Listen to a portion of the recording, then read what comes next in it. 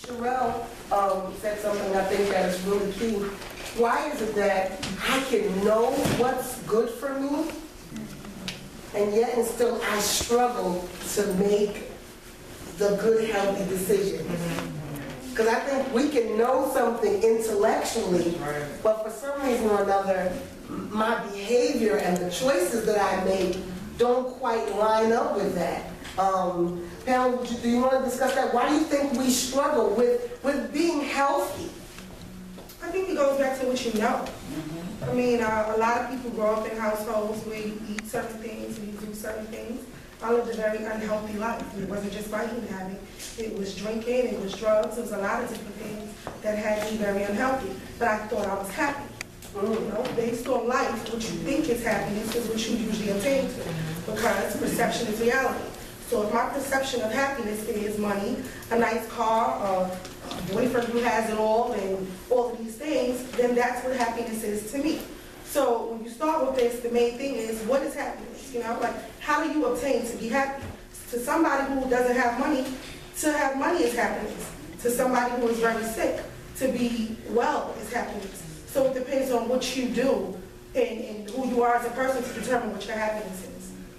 And that's what kind of shakes it up a little bit. Okay.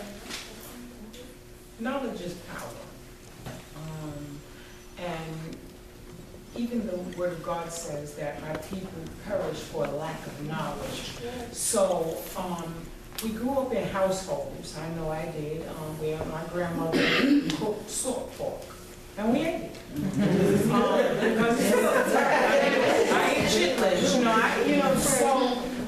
But then later on in life, when you have the weight, when the blood pressure starts fluctuating, when then you're saying, oh my God. And now I'm struggling. How do I struggle now to change something that I've been doing since a child? Right. And so, you know, what I can say to you, I am an adult nurse practitioner by trade. As I tell my patients, you're going to do it one step at a time, one day at a time. Sometimes it's really just 1 hour at a time. So, you know, you may wake up today and say, I am going to, just by virtue in the church, I'm going to fast. And now when you decide you're going to fast, your head hurt, your back. So, you know, so you get to a point where you say, okay, well, I can't go to the total fast, so what I'm going to do is I'm just going to alleviate the candy for the day. You know, and so when you can do those things and you see that progress, that I always say a baby crawls before he walks. And that's what we have to learn to do as adults. We want it all now, overnight, you know, and I got to drop this weight now. Well, you didn't gain the weight overnight. You know, it took years to get to that point. So it'll take time to get it off.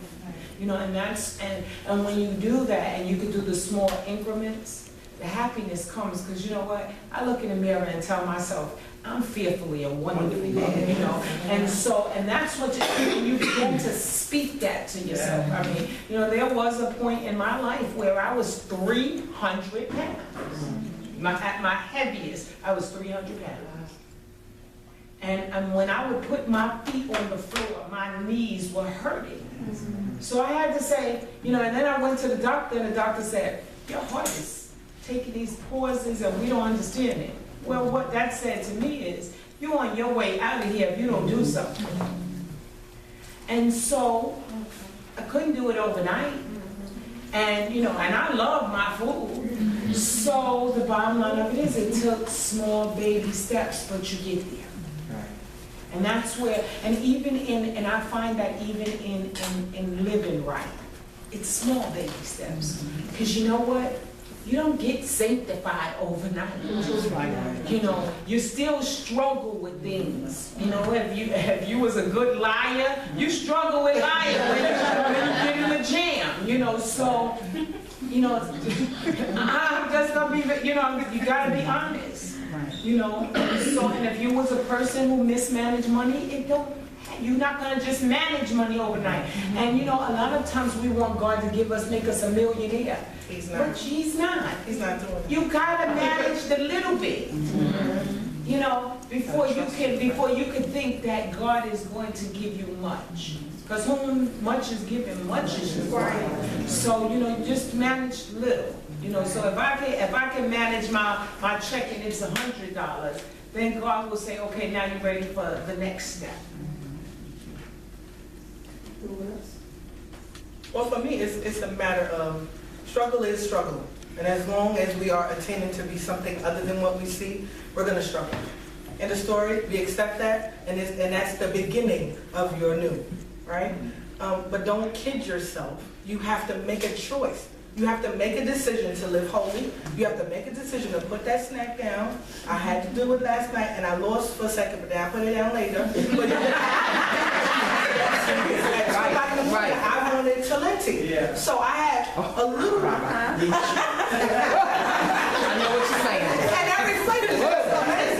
But so at the end of the day, you have to make a decision. That's going to be a process, and I don't see what happens in church and with women is that we have an amazing ability to create this persona that covers and masks, and we have reasons. They are very good. They are good reasons why we can't accomplish the things that we are supposed to, but they are not excusing us from accomplishing what we're supposed to.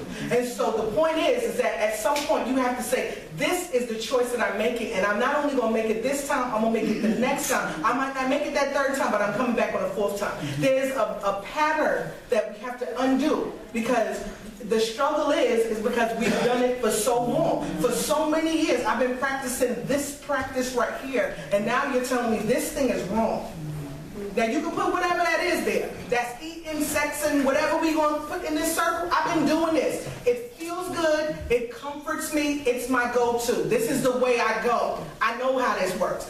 It's safe there. That's why I keep going. So until we break and create a new one and become as disciplined in this new thing as I was in the old, we're going to keep going around in the same circle. Desiring more. Always desiring more. I don't know a person who loves being down. I don't know a person who loves being down, who loves being sick, who loves being poor, who loves struggle. Nobody that I know loves struggle, but our behaviors say, yes, I do. Right? And so we know better, but we don't always do better, because better is different. Better requires of us to do something, and we got to do some work. Whether it's going to the gym, Lord help me, or closing your mouth, or learning to love, or putting your money to the side instead of spending it, whatever it is, you have to make the decision that the behaviors of my past that kept me in my past will never take me to my future. So it's a choice.